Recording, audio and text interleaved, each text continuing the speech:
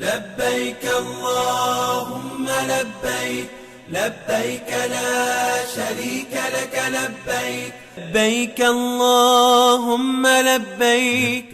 اعوذ باللہ من الشیطان الرجیم. بسم اللہ الرحمن الرحیم. اللہم صلی علی سیدنا و حبیبنا و شفیعنا و کریمنا و رؤوفنا و نورنا و ملجانا و مأوانا و مولانا محمد صلی اللہ علیہ وآلہ و صحبہ وبارک وسلم. یا صاحب الجمال و یا سید البشر من وجهک المنیر لقد نور القمر لا يمکن الثناء کما کان حقہ بعد از خدا. بزرگ توئی قصہ مختصر. محترم ناظرین اکرام، السلام علیکم ورحمۃ اللہ وبرکاتہ. میں ہوں آپ کا میزبان حافظ حامد رضا اور آپ دیکھ رہے ہیں پروگرام نور حج. ناظرین اکرام، ہم نور حج کی ٹرانسمیشن لیے آپ کی خدمت میں حاضر ہیں اور حج کا بابرکت مہینہ ہے، حج کی بابرکت سعادتیں ہیں. اس وقت حجاج کرام اپنی منازل کی طرف رواں دواں ہیں. یقیناً بہت سے حجاج کرام جو مختلف جو ہمارے تہوار ہیں ان سے گزر رہے ہیں، اور جو ہمارے خوبصورت نظارہ ہوا کرتا ہے حجاج کا، اہل مسلمان کا، مسلمانوں کا ایک خوبصورت ترین منظر ہوتا ہے. وہ منظر ہم اسکرین پر دیکھتے ہیں، آنکھوں میں آنسو سے آ جاتے ہیں. اس کی وجہ یہ ہے، ہمارا بھی جی چاہتا ہے کہ جیسے اللہ کے وہ پیارے مہمان بنے ہیں، ہمیں بھی اللہ کریم موقع عطا فرمائے، ہم بھی اس در کے مہمان بنے اور ہم بھی حج کرنے کی سعادت حاصل کریں جو ہر مسلمان پر فرض ہے صاحب استطاعت پر. آج اس پر بھی ہم گفتگو کرنے کی کوشش کریں گے کہ حج فرض ہے کس پر. اگر کسی کے گھر میں اتنا سونا ہے کہ وہ بیچ کر حج کی رقم پوری کر سکتا ہے تو کیا اس پر حج فرض ہے؟ یعنی بہت سے لوگوں کے اس طرح کے کچھ سوالات میرے ذہن میں ہیں جو آپ کے ذہن میں ہیں، وہ مجھ تک پہنچے ہیں کسی کے ذریعے، وہ آج علماء اکرام سے جانیں گے. کیونکہ ناظرین، یہ بابرکت مہینہ اور یہ جو اسٹارٹنگ کے 10 دن تھے، یکم ذی الحج سے لے کر 10 ذی الحج تک، یہ سرکار دو عالم صلی اللہ علیہ وسلم کے بڑے پسندیدہ دن ہوا کرتے تھے. اور ناظرین، ان دنوں میں اللہ کی عبادت جتنی کثرت سے کی جائے، اللہ اس سے بہت زیادہ اللہ اس کا اجر بھی عطا فرماتا ہے اور بہت زیادہ اس کا ثواب بھی عطا فرماتا ہے. یہ 10 دن کتنے خاص تھے، آج ہم مختصر سا سوال مفتی صاحب سے یہ بھی کریں گے، کیونکہ آج مفتی صاحب جو ہمارے ساتھ موجود ہیں، یہ جب بھی تشریف لاتے ہیں بہت سے سوالات ذہن میں آ جاتے ہیں، کیونکہ یہ ہر سوال کا جواب بخوبی انداز میں دیا کرتے ہیں. میری مراد آپ کی ملاقات کرواتا ہوں حضرت علامہ مفتی عبدالرؤف مدنی صاحب. آئیے مفتی صاحب سے ملاقات کرتے ہیں، پھر انشاءاللہ ہمارے ایک اور بہت پیارے مہمان ہیں، ان سے بھی آپ کی ملاقات کرواتا ہوں. مفتی صاحب السلام علیکم. وعلیکم السلام ورحمۃ اللہ. کیسے مزاج حضرت؟ خیریت سے ہیں؟ الحمدللہ، آپ خیریت سے؟ اللہ کا احسان. حضرت، حج کا بابرکت مہینہ ہے، حج کی خوبصورت ترین سعادتیں ہیں. ہم خوش نصیب ہیں کہ ہم اس حج پر گفتگو کر رہے ہیں جو اللہ کا بھی پسندیدہ ہے، سرکار دو عالم صلی اللہ علیہ وسلم کا بھی پسندیدہ ہے. انشاءاللہ ہم موضوع کو آگے بڑھاتے ہیں، لیکن میں ساتھ میں ہمارے جو آج معزز مہمان بیٹھے ہیں بہت خوبصورت انداز میں حضور کی ثنا کرتے ہیں، محنتی انسان ہیں. ہم انہیں اسکرین پر تو بہت کم دیکھتے ہیں، لیکن بیک اسکرین کے بیک پر بہت زیادہ ان کے کام ہوا کرتے ہیں، محنت کرتے ہیں، لگن کے ساتھ کام کرتے ہیں. ہم دعا کرتے ہیں اللہ کریم ان کے کام میں دن دگنی رات چگنی ترقیاں نصیب فرمائے اور ان کی آواز میں بہت برکت عطا فرمائے. میری مراد محترم مقام جناب عبدالرحمن نقشبندی صاحب ہمارے ساتھ موجود ہیں. السلام علیکم. وعلیکم السلام. کیسے ہیں جناب؟ خیریت سے ہیں؟ میں چاہتا ہوں، پروگرام تو ہے ہی بابرکت پروگرام ہے، کیونکہ حج کا ذکر ہو رہا ہے، مکہ مدینہ کی زیارتوں کا ذکر ہو رہا ہے، تو کیوں نہ ہم مدینہ کی سیر کریں. اس کے بعد مفتی صاحب کی طرف میں بڑھتا ہوں. آپ کی آواز ہوگی اور ہم گنبد خضرا کے سامنے ہاتھ جوڑ کے کھڑے ہیں. آپ کی آواز. جی. میں مدینے چلا، میں مدینے چلا، پھر کرم ہو گیا. میں مدینے چلا، میں مدینے چلا، میں مدینے چلا، میں مدینے چلا، میں مدینے چلا. جھومتا جھومتا میں مدینے چلا، جھومتا جھومتا میں مدینے چلا. اشک تھمتے نہیں، پاؤں جمتے نہیں، اشک تھمتے نہیں، پاؤں جمتے نہیں. لڑکھڑاتا ہوا میں مدینے چلا، لڑکھڑاتا ہوا میں مدینے چلا۔ کیا بتاؤں ملی دل کو کیسی خوشی، کیا بتاؤں ملی دل کو کیسی خوشی، جب یہ میں نے سنا میں مدینے چلا، جب یہ میں نے سنا میں مدینے چلا۔ میرے گندے قدم اور ان کا حرم، میرے گندے قدم اور ان کا حرم، لاج رکھنا خدا میں مدینے چلا، لاج رکھنا خدا میں مدینے چلا۔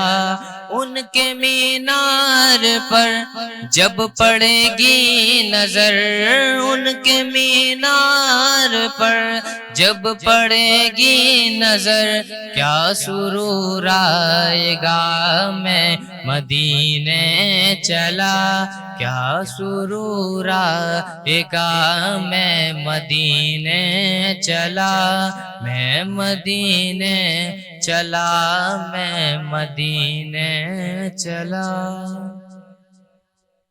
نے مدینے کا ذکر کیا۔ ناظرین، ہر انسان چاہتا ہے کہ وہ بھی اپنی حاضری لگائے۔ میں چاہوں گا ایک شعر میں بھی مکہ کی یاد میں پیش کروں، کیونکہ حج کا بابرکت مہینہ ہے، بابرکت سعادت ہے، کیا پتہ کس کی صدا قبول ہو جائے۔ اللہ ہم سب کو ان صداؤں کے صدقے میں مکہ مدینہ کی حاضریاں نصیب فرمائے۔ بہت خوبصورت کلام، ایک شعر پڑھنے کی سعادت حاصل کر رہا ہوں۔ حاضر ہے تیرے دربار میں ہم، حاضر ہے تیرے دربار میں ہم، اللہ کرم، اللہ کرم، اللہ کرم، اللہ کرم، دیتی ہے صدا، دیتی ہے صدا، دیتی ہے صدا یہ چشم نم، اللہ کرم، اللہ کرم، اللہ کرم، اللہ کرم۔ ہر سال طلب فرما مجھ کو، ہر سال وہ شہر دکھا مجھ کو، ہر سال طلب فرما مجھ کو، ہر سال وہ شہر دکھا مجھ کو، ہر سال کرو میں طواف حرم، ہر سال کرو میں طواف حرم، اللہ کرم، اللہ کرم۔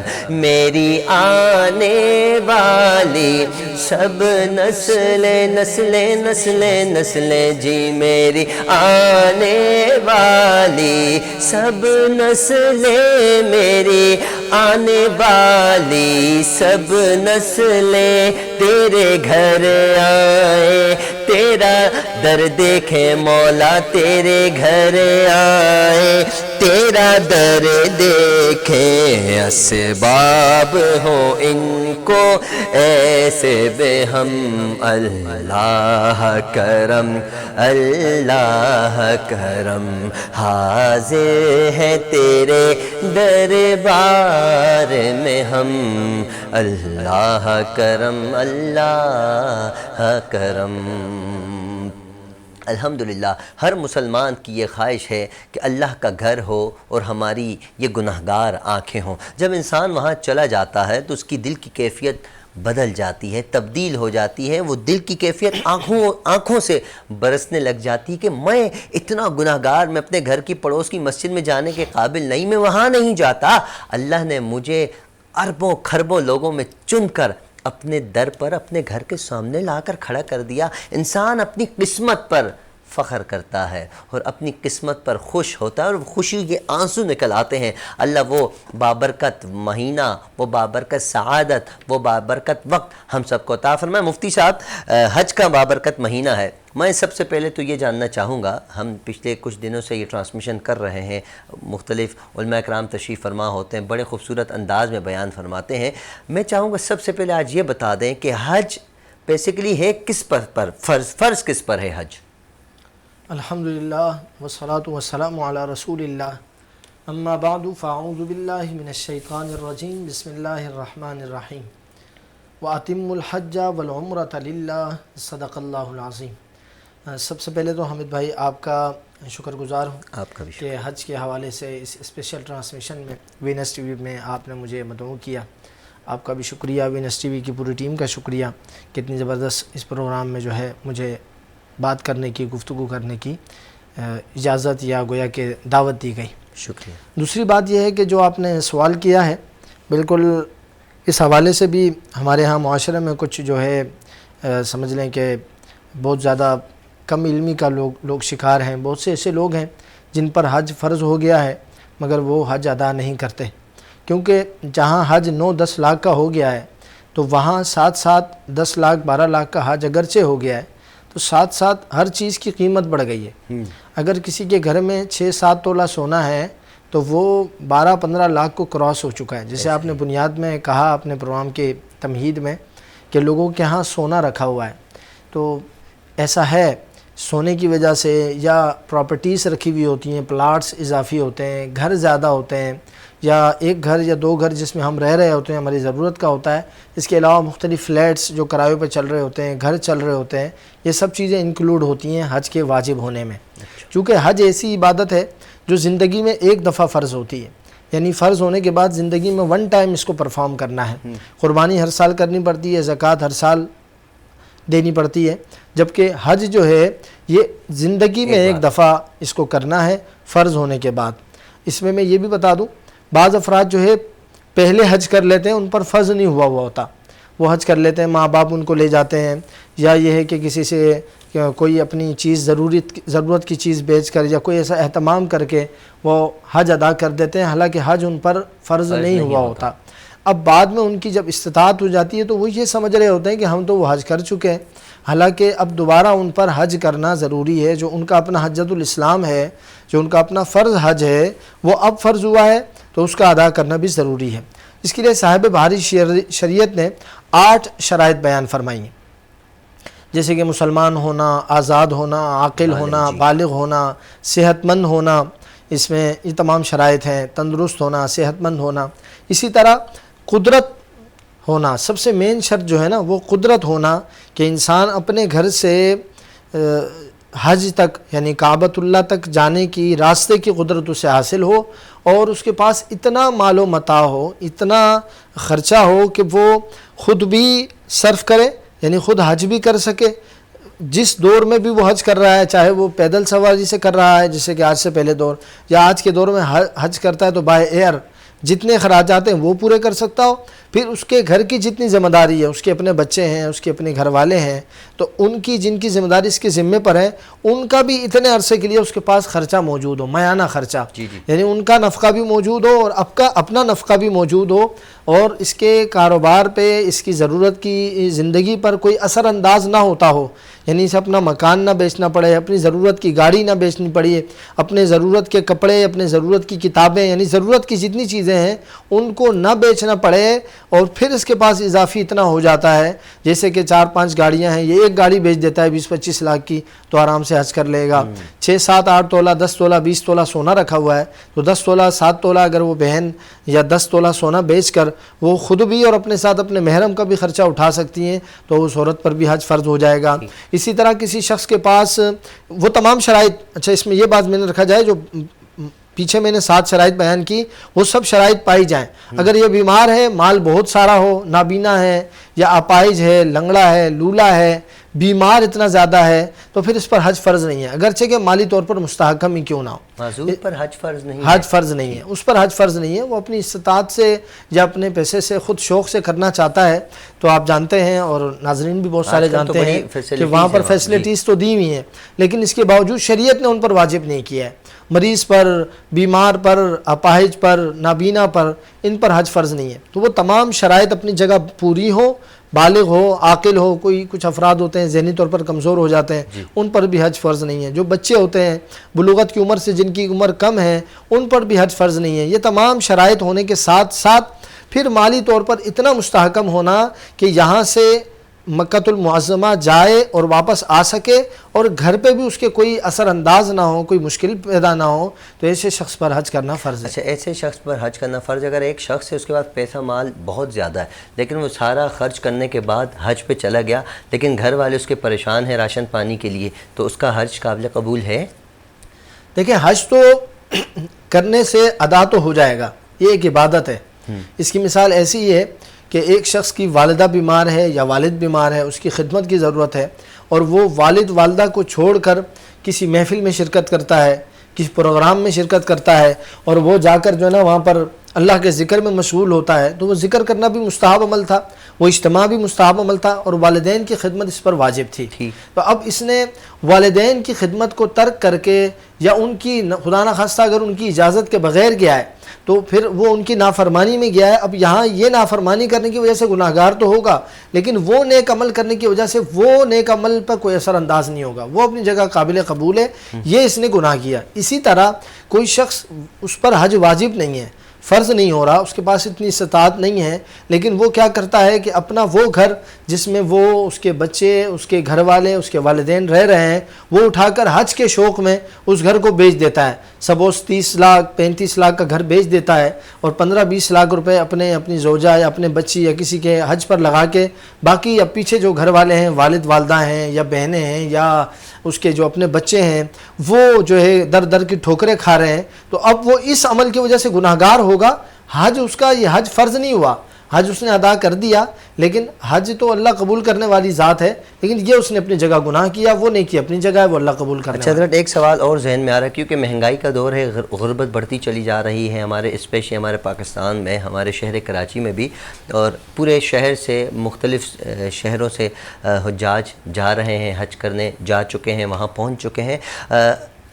مہنگا بہت ہے حج، A category, B category, C category اور ڈی کیٹیگری، یہ کیٹیگریز وائز ہے۔ جو اے کیٹیگری ہے وہ 15 لاکھ سے زیادہ کا ہے، کم سے کم 15 لاکھ میں عرض کر رہا ہوں، اور جو بی کیٹیگری ہے وہ کم سے کم 14 لاکھ ہے، 14 لاکھ سے زائد ہے، یہ 20 لاکھ تک کا معاملہ۔ بہت سے لوگ ایسے ہیں جنہوں نے 20 لاکھ روپے لگا کر A category V I P mummy daddy ماحول میں رہتے ہوئے اے سی چل کریں گے نا، تو وہ اس ماحول میں گئے، اور ایک بندے جو ڈی کیٹیگری میں بیچارہ، ڈی سے بھی آگے پتہ نہیں پاکستانیوں کو ایف میں ڈال دیتے ہیں، کہاں ڈال دیتے ہیں، بڑی پریشانی ہوتی ہے۔ ابھی ویڈیوز آنے لگ جائیں گے ان قریب، آپ دیکھیں گے انشاءاللہ، اللہ نہ کرے ایسا ہے، ہر سال آتی ہیں۔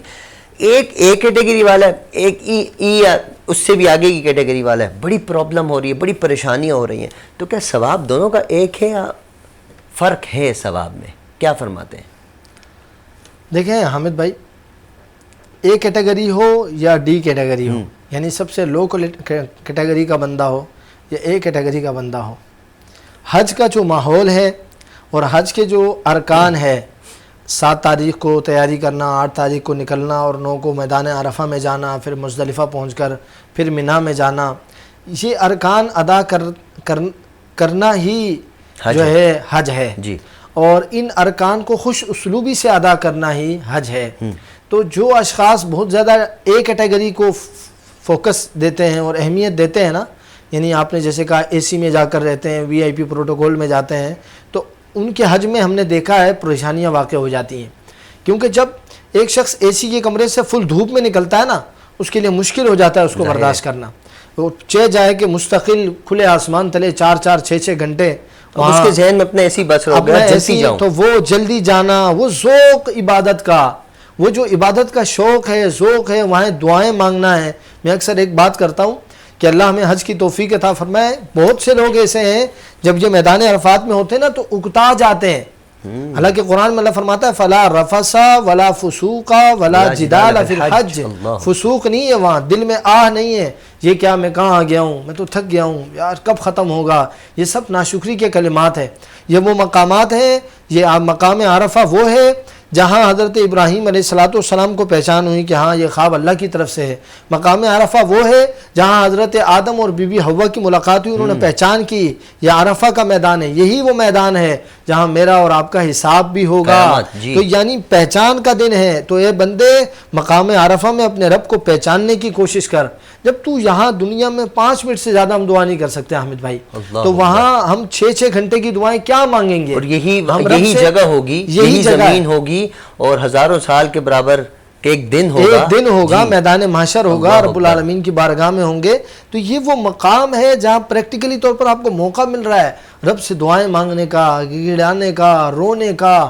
وہاں پسینہ آ رہا ہے، گرمی آ رہی ہے، کوئی ٹکرا رہا ہے، کوئی دھکا دے رہا ہے، کوئی اونچی جگہ ہے، کوئی نیچی جگہ ہے، کسی کا دھکا لگ رہا ہے، کوئی چیز گم رہی ہے، 100 مسائل ہیں، مگر فلا رفث ولا فسوق ولا جدال فی الحج، وہاں کوئی گناہ نہیں ہو سکتا، کسی کو گالی نہیں دینی، کسی کو برا بھلا نہیں کہنا۔ یہی حج ہے، حج اسی چیز کا تو نام ہے جی۔ حج ان ارکان کو خوش اسلوبی سے ادا کرنے کا نام ہے، اللہ رب العالمین کی بارگاہ میں قربانی دینے کا نام ہے۔ ایک بات جی۔ دوسرا آپ نے جو کہا غریب، میں سمجھتا ہوں کہ غریب اس انداز سے جا رہا ہے نا، وہ یوز ٹو ہو جاتا ہے، وہ جاتے جاتے یوز ٹو ہو جاتا ہے۔ جب وہاں کی بسز کا حال ہے، وہاں کے جب لو کیٹیگری میں وہ رہ رہا ہوگا تو وہ یوز ٹو ہو جائے گا کہ ہاں میں تو پیچھے سے پریشانی سے آیا ہوں، تو جب میدان عرفات میں کھلے میدان میں ہوگا تو اسے کوئی پریشانی نہیں ہوگی، بولے میری زندگی تو اسی میں گزرتی آ رہی ہے تو میرے لیے کوئی پریشانی نہیں ہے۔ تو خطرہ زیادہ وی آئی پی شخص کے لیے ہے کہ وہ وہاں خطرے میں مبتلا ہو سکتا ہے، اور ہوتے بھی ہیں لوگ۔ اس لیے جو ہے یہ مقام عبرت ہے اور بہت زبردست موقع ہے کہ اللہ رب العالمین سے بندہ اپنا قرب حاصل کر لے۔ ہو سکتا ہے میرا یہ سوال کرنا بہت سے لوگوں کو اچھا نہ لگے، لیکن ہم نے کرنا تھا سوال، کیونکہ میں نے دیکھا بہت سے ہمارے وی آئی پی لوگ جو ہیں وہ ان کی وجہ سے کاش کہ وہ 20 لاکھ کے بجائے 5 لاکھ 6 لاکھ غریبوں کو تقسیم کر لیتے ہیں، لیکن پھر یہاں بہت سے سوال اٹھ جاتے ہیں۔ ہم دوسری طرف بڑھتے ہیں۔ اچھا حضرت، ہم اگر آج سے 20-25 سال پیچھے جائیں، 25-30 سال پیچھے، تو اس وقت ہزاروں کی تعداد ہوتی تھی، اب لاکھوں کی تعداد ہے، جگہ وہی ہے، اس وقت فیسلٹیز کم تھیں، آج فیسلٹیز زیادہ ہیں، تو کیا شریعت اس میں کچھ فرماتی ہے تعداد زیادہ ہو کم ہو اس حوالے سے کچھ؟ کیونکہ زیادہ تعداد ہے تو یقیناً مشکلات تو ہے نا۔ مشکلات تو ہے، لیکن چونکہ وہ ایک میدانی سلسلہ ہے اور میدان ہے، کھلے چٹیل ریگستان ہے، ان میں اس طرح کی کوئی وہ نہیں ہے۔ میدان عرفات میں صرف آپ نے ٹھہرنا ہے اور گزر جانا ہے، یعنی میدان عرفہ جو ہے 9 ذی الحجہ میں فجر سے لے کر عشاء سے پہلے تک اس پورے دورانیہ میں کوئی شخص اگر میدان عرفات سے گزر جاتا ہے تو اس کا وقوف عرفہ کہلائے گا۔ تو وہ ایسا نہیں ہے کہ سب کو ایک وقت میں وہاں رہنا ضروری ہے۔ جہاز سے بھی اگر گزر جاتا ہے تو نہیں، وہ جہاز سے گزرنا تو اس میں نہیں آئے گا، خیر یعنی جو میدان عرفات تو وہ زمین پر ہے نا، جہاز سے اگر کوئی گزرے گا تو وہ تو ہوا کہلائے گا، تو وہ اس کے زمرے میں نہیں شامل ہوگا۔ تو مقصد کہنے کا یہ ہے کہ مشکلات اگرچہ ہو سکتی ہیں، اگر جس طرح ابھی ہم دیکھتے ہیں کہ سعودی حکومت جو ہے انہوں نے اس کا بھرپور انتظام کیا ہے، اور وہ ایک کوانٹٹی کو محدود کرتے ہیں، تو اس محدود کوانٹٹی میں انہوں نے جیسے آج کل سننے میں آتا ہے کہ 40 یا 30 لاکھ کے قریب آبادی ہے جو حج کرنے جاتی ہے، افراد کی تعداد ہے، تو اتنی افراد وہاں پر سما سکتے ہیں، ان کا انتظام ہوتا ہے۔ بہرحال مشکل تو ہے، اور یہ مشکل کا نام ہی حج ہے۔ جتنی فیسلٹیز زیادہ ہو رہی ہیں، جہاں آپ یہ کہہ رہے ہو کہ خیمے لگ جاتے ہیں، وہاں آج کے دور کی ترقی کی وجہ سے بورڈز لگ گئے ہیں، سائن بورڈ اشارے ہیں، اس میں سمجھایا گیا ہے، تو پرانے دور میں اگر سمجھایا نہیں گیا تھا تو اتنی فیسلٹیز نہیں تھی، تو تعداد بھی کم ہوتی تھی، آسانی ہوتی تھی۔ آج وہاں سب سے بڑا خطرہ جو ہے نا جو حامد بھائی، وہ یہ ہے کہ کوئی بزرگ خاتون یا کوئی بزرگ شخص گر جائے تو اس کے بعد بڑا خطرہ ہو جاتا ہے، اس کا اٹھنا مشکل ہو جاتا ہے، کیونکہ پہم ایک کے پیچھے دوسرا جو نا حاجی روانہ ہوتا ہے۔ اٹھانے کا حکم ہے، ہاں اٹھانے کا حکم تو ہے، لیکن اٹھاتے ہوئے لوگ گھبراتے ہیں۔ وجہ یہ کہ اگر آپ اٹھانے جائیں گے تو خطرہ یہ کہ پیچھے سے دوسرا بندہ آپ کے اوپر گر جائے، اور پھر اس طرح بگدڑ میں کئی ساری اموات کا سامنا کرنا پڑتا ہے۔ تو یہ سب چیزیں میں کہ دوبارہ ریپیٹ کر رہا ہوں، یہ سب چیزیں برداشت کرنا ہی ہے۔ اللہ تعالیٰ فرماتا ہے وَمَا تَفْعَلُوا مِنْ خَيْرٍ فَإِنَّهُ فَيَعْلَمُهُ اللَّهُ، تم جو وہاں بھلائی کرو گے اللہ جانتا ہے۔ وَاتَّقُونِ، اور اللہ سے ڈرو، یا اولی الالباب، اے عقل والو یہ آسان راہ نہیں ہے. اسی لیے تو امام احمد رضا خان فاضل بریلی رحمۃ اللہ تعالیٰ علیہ فرماتے ہیں نا کہ حرم کی زمین اور قدم رکھ کے چلنا ارے سر کا موقع ہے او جانے والے. یہ عام زمین نہیں ہے. وہاں صرف ہمیں جو لوگ نظر آ رہے ہیں وہ ظاہری مخلوق ہے, اس کے علاوہ روحانی مخلوق بھی ہے. اللہ کے انبیاء موجود ہوتے ہیں, اولیاء موجود ہوتے ہیں, فرشتے وہاں موجود ہوتے ہیں. تو ایک عجیب ہجوم عاشقہ ہوتا ہے, سب اپنے اللہ رب العالمین سے ایک تعلق جوڑتے ہیں. میدان عرفات کی کیا بات ہے, جو لوگ گئے ہیں اللہ ان کے حج قبول فرمائے اور ہمیں بھی اللہ توفیق عطا فرمائے اور ہمیں بھی اس در کی حاضری نصیب فرمائے کہ ہم بھی حج کریں. اور حج بادشاہ ہو, وزیر ہو, شہنشاہ ہو, خادم ہو, سب نے ایک ہی لباس پہنا ہوا ہے اور سب کی صدائیں ایک ہی ہیں, لبیک اللہم لبیک لبیک لا شریک لک لبیک ان الحمد والنعمت لک والملک لا شریک لک. یہ صدائیں سب کے لبوں سے جاری ہیں اور اللہ کی رحمت چھم چھم برس رہی ہے. اللہ ہمیں بھی یہ سعادت نصیب فرمائے. ناظرین ایک مختصر سے وقفے کا ٹائم ہے, ملتے ہیں ایک چھوٹے سے وقفے کے بعد. لبيك اللهم لبيك لبيك لا شريك لك لبيك لبيك اللهم لبيك لبيك اللهم لبيك لبيك لا شريك لك لبيك لبيك اللهم لبيك. ویلکم بیک ناظرین, آپ دیکھ رہے ہیں پروگرام نور حج. میں ہوں آپ کے ساتھ آپ کا میزبان حافظ حامد رضا اور ہمارے ساتھ موجود ہیں مفتی عبدالرؤف مدنی صاحب. ہم نے کوشش ہی کی ہے کہ حج کے حوالے سے جان سکے کہ حج کے جو رکن ہیں, حج کے اندر جو واجبات ہیں, حج کے اندر جو ایک خوبصورت ترین سما ہوا کرتا ہے. حجاج موجود ہیں اس وقت, کچھ نے طواف بھی کر لیا, کچھ نے منی میں بھی وقت گزار لیا اور اس کے علاوہ عرفات کے میدان میں کھلی چھت کے نیچے اچھی خاصی دھوپ بھی ہوتی ہے اور اللہ کی رحمت چھم چھم برس رہی ہوتی ہے. اس دھوپ میں بھی ایک مزہ آ رہا ہوتا ہے, وہ دھوپ جنت کی دھوپ ہوتی ہے کیونکہ اسی مقام پر تو قیامت کا میدان محشر بھی سجے گا. اور اس امید کے ساتھ حجاج وہاں موجود ہوا کرتے ہیں کہ ناظرین امید یہ ہوا کرتی ہے, ایک خوبصورتی دل کے اندر یہ پیدا ہوا کرتی ہے کہ ایک دن آئے گا میدان عرفات کے اندر میدان محشر سجے گا, ہم اس وقت بھی یہاں موجود ہوں گے اور وہ وقت ایسا ہوگا کہ سورج سوا نیزے پر ہوگا, تانبے کی زمین ہوگی اور بس ایک افراتفری کا عالم ہوگا. جو آج یہاں موجود ہیں اس زمین پر موجود, کل یہی زمین گواہی دے گی مولا یہ میرے پاس پہلے بھی آیا تھا, اس کی مغفرت فرما, اس کو اس عذاب سے چھٹکارا عطا فرما. تو اللہ کریم میدان عرفات سے بھی پیار کرتا ہے کیونکہ اس زمین پر کئی تعداد میں انبیاء اکرام تشریف فرما ہوئے ہیں اور یہ زمین اللہ رب العزت کو بڑی پسندیدہ زمین ہے, اللہ کی پسندیدہ زمین ہے جہاں پر اس وقت حجاج موجود ہیں. ناظرین وہاں حجاج قربانی بھی کیا کرتے ہیں, تو وہاں قربانی کا کیا عالم ہوتا ہے, کس انداز میں قربانی کرتے ہیں, مفتی صاحب سے جانتے ہیں. مفتی صاحب قربانی جیسے کہ ہم یہاں کرتے ہیں حجاج بھی وہاں کرتے ہیں, حج کمپلیٹ ہو جانے کے بعد قربانی ہوتی ہے یا وہ بھی حج کا حصہ ہے قربانی, کیا فرماتے ہیں اور کس انداز میں کرتے ہیں, ارشاد فرمائیے گا. بسم اللہ الرحمن الرحیم. جی حامد بھائی, حج کی قربانی ہو یا یہاں کی قربانی ہو, قربانی کی جو شرائط ہیں وہ اگر وہاں کے فرد پر پائی جائیں تو قربانی وہ وہاں بھی کر سکتا ہے, یہاں بھی ادا کر سکتا ہے. نمبر ایک تو یہ. نمبر دو یہ کہ کچھ حجاج جو ہے اپنے ساتھ حج کی قربانی لے کے چلتے ہیں جس کو ہدی کہتے ہیں, تو وہ قربانی پھر وہیں ادا کی جاتی ہے. بعض قربانیاں دم کہلاتی ہیں جیسے کہ وہاں کچھ جرائم یا کچھ ایسی غلطیاں ہو جاتی ہیں جس پر جیسے کہ بال وغیرہ توڑ لینا یا سلے ہوئے کپڑے پہن لینا یا خوشبو لگا لینا, اس طرح کے یہ کچھ ایسی جرائم ہوتی ہیں یا کچھ خطائیں ہیں جن کی بنا پر جو ہے نا دم واجب ہو جاتا ہے. بعض محصر ہوتے ہیں یعنی جو احصار کا دم دے رہے ہوتے ہیں, دم احصار, تو اس وجہ سے قربانی دے رہے ہوتے ہیں.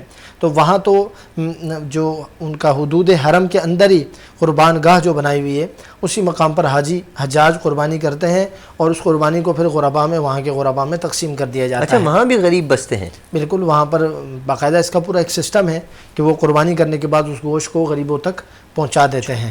جو دور دراز دیہات ہیں یا آس پاس جو دیہاتی علاقے ہیں وہاں پر اس گوشت کو وہ تقسیم کر دیا کرتے ہیں. جبکہ پاکستان میں جو قربانی ہے, قربانی چاہے حامد بھائی جس طرح آپ نے عرفات کی ایک تصویر کھینچی ہے نا, اس طرح قربانی اور حج یہ ایسے ارکان ہیں کہ ان کا گہرا تعلق حضرت ابراہیم علیہ السلام سے ہے، حضرت ابراہیم علیہ السلام کے گھرانے سے ہے۔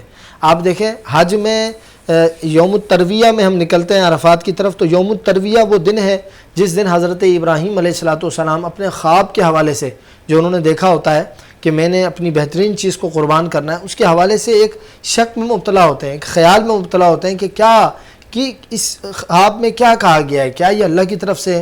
غور و فکر میں ہوتے ہیں۔ اس دن کو حاجیوں کے لیے نکلنے کا دن مقرر کیا ہے۔ پھر عرفات کے دن وہ پہنچ جاتے ہیں اس بات پر، اس اسٹیج پر پہنچ جاتے ہیں کہ نہیں یہ اللہ ہی کی طرف سے اور مجھے اپنے بیٹے کو قربان کرنا ہے، یعنی پہچان حاصل ہو جاتی ہے، اس کو یوم عرفہ کہا گیا۔ وہ بھی حضرت ابراہیم علیہ السلام کی سنت عرفہ میں نکلنا۔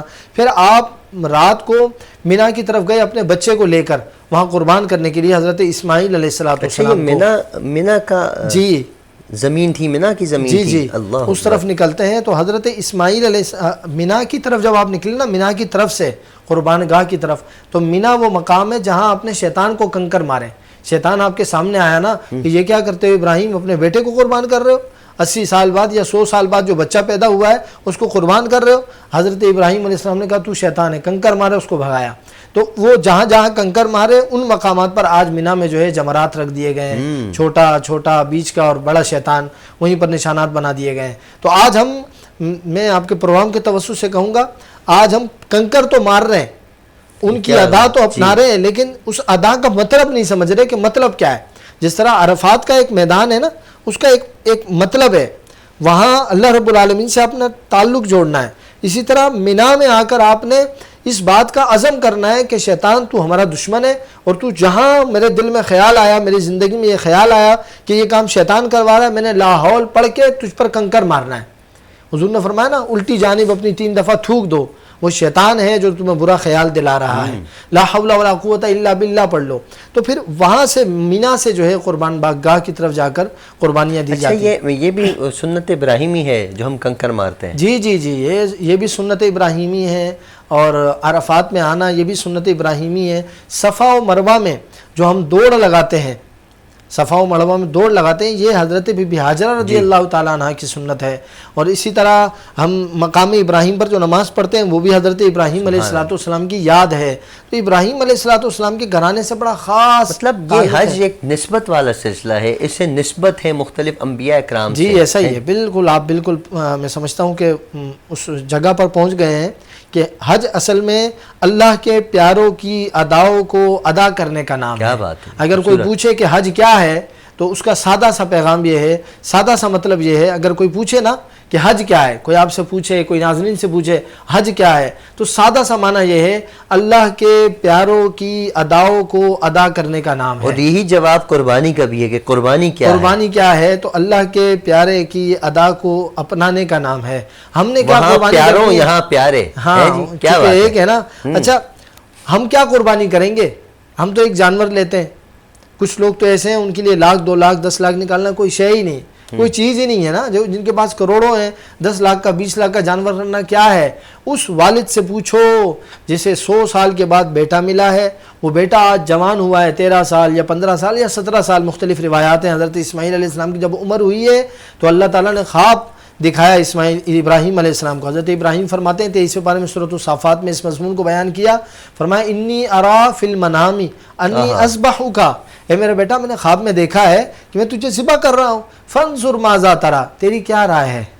والد حضرت ابراہیم اپنے بیٹے حضرت اسماعیل علیہ السلام سے پوچھ رہے ہیں بیٹا تیری کیا رائے ہے؟ فانظر ماذا تری، تو کیا کہتا ہے؟ اب بیٹے کی صدا سنے نا، قالا کہتے ہیں یا ابتی، اے میرے والد، افعل ما تؤمر، جو رب نے آپ کو حکم دیا ہے وہ کر گزریے، وہ کیجئے، ستجدنی انشاءاللہ من الصابرین، آپ مجھے صبر کرنے والا پائیں گے۔ پھر خود ہی آپ نے کہا کہ ابا جان آپ جو نا اپنی آنکھوں پہ پٹی باندھ لینا، مجھے ذبح کرتے وقت اپنی آنکھوں پہ پٹی باندھ لینا اور میرا رخ نیچے کر لینا، میرا منہ اوپر نہیں کرنا۔ جانور کو ہم جب لٹاتے ہیں تو منہ اس کا اپنی طرف کرتے ہیں، فرمایا میرا منہ نیچے پتھر کی طرف کرنا، اس لیے کہ جب آپ چھری پھیر رہے ہوں گے نا تو میرے چہرے پر نظر پڑے گی تو کہیں آپ کا ہاتھ رک نہ جائے، اور اپنی آنکھوں پہ پٹی باندھ لینا تاکہ آپ دیکھ کر کہیں نرم دل نہ پڑ جائے۔ یہ بیٹے کے مشورے ہیں، ستجدنی انشاءاللہ من الصابرین. تو قربانی تو یہ تھی جو حضرت ابراہیم علیہ السلام دے رہے تھے. اللہ تعالیٰ فرما رہا ہے وَفَدَيْنَاهُ بِذِبْحٍ عَظِيمٍ، ہم نے اسماعیل کی قربانی کو قبول کیا اور اس کو ذبح ایک دمبے سے تبدیل کر دیا. تو قربانی بھی حضرت ابراہیم علیہ السلام کی یاد ہے. تو آج ہم دعا تو کرتے ہیں نا، اللہم تقبل منی کما تقبلت من خلیلک ابراہیم علیہ السلام. تو ہم یہ دعا کرتے ہوئے سوچتے کیوں نہیں ہے کہ ہماری زندگی اللہ کے لیے ہے، یہ سب اللہ کے لیے ہے. رب کا کبھی بھی کوئی بھی حکم آ سکتا ہے، اس صدا پر ہر وقت ہم نے لبیک کہنی. قربانی کا گوشت گھر پہ کتنے دن تک رکھا جا سکتا ہے حضرت؟ جتنے دن تک رکھ سکتے ہیں، خراب نہ ہو. نہیں، حکم کیا ہے؟ 3 دن کہیں سے آوازیں آتی ہیں، 3 دن کہیں سے آواز آتی ہے، 7 دن. لیکن آج کل فریج، لوگ تو قربانی، یہ سیزن ہے، آج کل سیزن ہے، آپ جائیں مارکیٹ میں جہاں فریج کی دکان ہے وہاں رش لگی ہوئی. کیوں بھائی؟ بقرعید آ گئی ہے. یہ محرم تک گوشت رکھنا، یہ کیا فرماتے ہیں آپ؟ نہیں، اس طرح تو خیر کسی طرح کی کوئی پابندی نہیں ہے.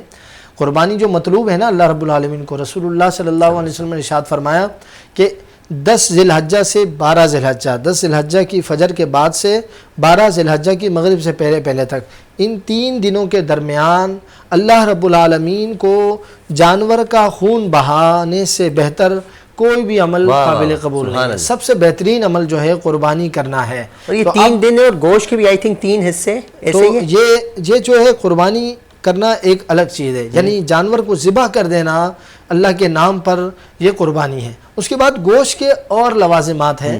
مستحب یہ ہے، بہتر یہ ہے کہ اس کے 3 حصے کیے جائیں، ایک اپنے لیے اور ایک اپنے رشتہ داروں کے لیے، دوستوں یاروں کے لیے، اور ایک حصہ جو ہے جو آپ کے غرباء ہیں، فقراء ہیں، مساکین ہیں، ان کو دے دیا جائے. اچھا حضرت ایک سوال اور میں چاہوں گا مختصر سے سوالات کروں، مختصر. اچھا گوشت کے 3 حصے یہ تو سمجھ آتی ہے، ایک حصہ میرا، ایک حصہ میرے پڑوسیوں کا، ایک مینس کے رشتہ داروں کا، ایک حصہ غرباء کا. میرا جو حصہ اس میں نے اچھا گوشت سنبھال کے رکھ لیا اور رشتہ داروں کے لیے بھی تھوڑا بہت، لیکن غرباء کے لیے ہم نے ہڈیاں بچا لی، غرباء کے لیے، مدارس کے لیے. تو یہ زیادتی نہیں ہے کیا حضرت؟ کیا فرماتے ہیں آپ؟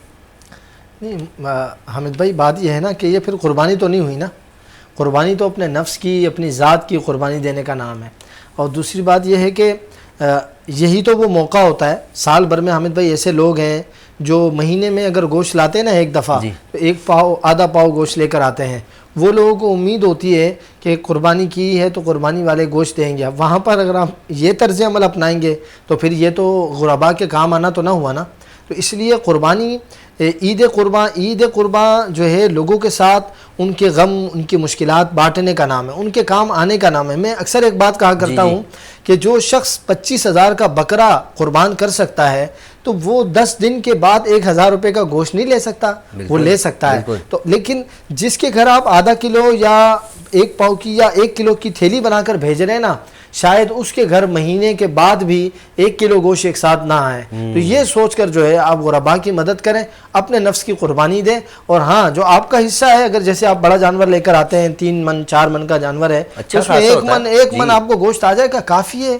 بہت بندہ 3 دن 4 دن کھا کر بس ہو جاتی ہے. ویسے بھی گوشت کھایا جا سکتا ہے. ویسے بھی ہم کراچی شہر میں یہاں تو اتنی گرمی ہے کہ گوشت کھایا نہیں جا سکتا. 2-4 دن کے بعد گوشت سے بندہ خود ہی اکتا جاتا ہے. جی بالکل. اچھا حضرت ایک سوال اور ہے، ہم جب جانور کو ذبح کر رہے ہوتے ہیں اکثر اوقات دیکھا ہے کسائی حضرات جلدی کیونکہ انہوں نے 4-5 جگہ اور نکلنا ہوتا ہے، اللہ اکبر کی صدائیں بہت کم جگہوں پر آتی ہیں، تو کیا جانور حلال ہو جاتا ہے؟ پیسے میرے لگے ہوئے ہیں، کسائی نے اللہ اکبر نہیں پڑھا. اس میں بنیادی طور پر میں ایک بات بتاؤں آپ کو، جو شخص چھری پھیر رہا ہے، جس کے ہاتھ میں چھری ہے، جو جانور کو ذبح کر رہا ہے، اس پر بسم اللہ اللہ اکبر کہنا ضروری ہے. ایک دفعہ کہنا ضروری ہے. جب وہ چھری وہ سٹارٹ کرے تو اس وقت ایک دفعہ کہنا ضروری ہے، ورنہ وہ کہتا رہے. بہتر یہ ہے کہ وہ بسم اللہ اللہ اکبر دہراتا رہے. ٹھیک ہے. نمبر 2، اگر چھری پر اور بندوں کا بھی ہاتھ ہے تو وہ سب بسم اللہ اللہ اکبر کہیں گے. اگر 2 بندے ہیں نا، بعض دفعہ وہ کہتا ہے مالک کو تم بھی ہاتھ لگا لو، تو وہ بھی بسم اللہ اللہ اکبر کا ذکر دہراتے رہیں. نمبر 1. نمبر 2، یہاں ہمارے یہاں بعض لوگوں میں یہ سوچ ہے کہ وہ کہتے ہیں دل میں اللہ کا نام ہے، دل میں اللہ کا نام ہے، تو وہ گٹکا کھا رہے ہوتے ہیں یا کسی چیز میں مصروف ہوتے ہیں، تو وہ کہتے ہیں دل میں تو چونکہ اللہ اکبر ہے، اس طرح جانور حلال نہیں ہوگا، قربانی کا جانور ہو یا عام جانور ہو حرام ہو جائے گا. کہنا ضروری ہے، زبان سے. اچھا یہ جواب مل گیا، اور یہ بڑی اچھی بات آپ نے بتائی کہ اکثر اوقات اس وقت گٹکے وغیرہ جن کا شوق ہے گٹکا کھانے کا. اچھا ایک سوال اور ہے کہ بسم اللہ اللہ اکبر کی تو ہمیں آپ نے وضاحت کر دی. اجتماعی قربانیاں ہوتی ہیں، سات سات حصے ہوتے ہیں، تو اس میں ساتوں کی اجازت لینا لازمی ہے؟ ظاہر سی بات ہے جتنے افراد شریک ہوتے ہیں وہ سب اجازت دیتے ہیں. اجازت سے مراد یہ کہ وہ یہ کہیں کہ ہماری طرف سے قربانی کر دی جائے، یا کرنے والا کہہ دے ان کو کہ میں تمہاری طرف سے قربانی کر رہا ہوں. اس طرح پھر ایک بندہ قربان کر دے تو ہو جائے گی قربانی ہو گئی حضرت، 3 دن گزر گئے، عید ختم ہو گئی، اب ہمیں یہ پیغام کیا دیتی ہے؟ عید کے بعد قربانی ہم سے کیا تقاضا کرتی ہے؟ عید قربان، عید الاضحیٰ ہم سے کیا تقاضا کرتی ہے؟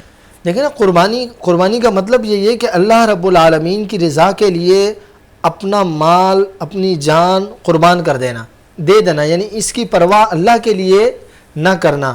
جب اللہ رب العالمین کی طرف سے کوئی حکم آئے، اس کا حکم آیا ہم نے مالی طور پر زکوٰۃ دے دی، اس کا حکم آیا ہم نے حج کر لیا، اس کا حکم آیا ہم نے قربانی بھی دے دی، تو یعنی یہ سبق دیتا ہے کہ ہمارا کچھ بھی نہیں ہے، سب کچھ اللہ کے لیے. انا للہ و انا الیہ، ہم بھی اللہ کے ہیں، ہمارا مال بھی اللہ کا ہے. سبحان اللہ. حضرت بہت خوبصورت انداز میں آپ نے گفتگو فرمائی.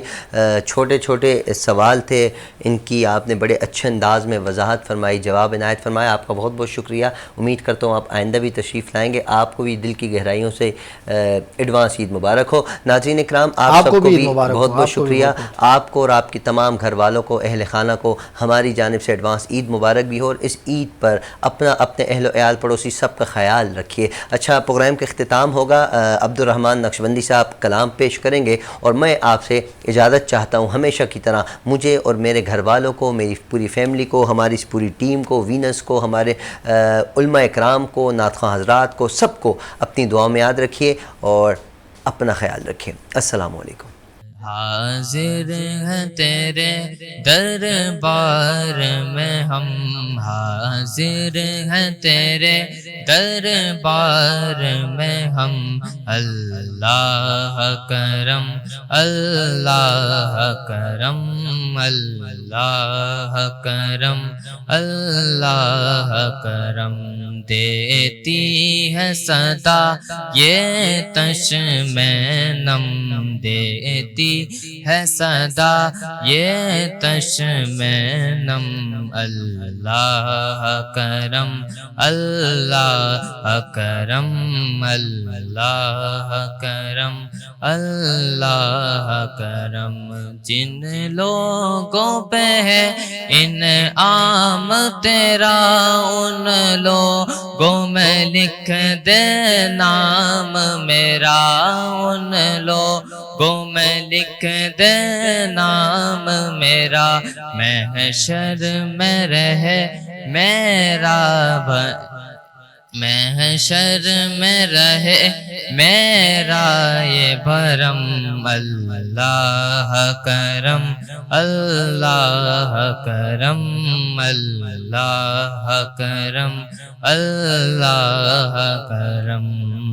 لبيك اللهم لبيك، لبيك لا شريك لك لبيك، لبيك اللهم لبيك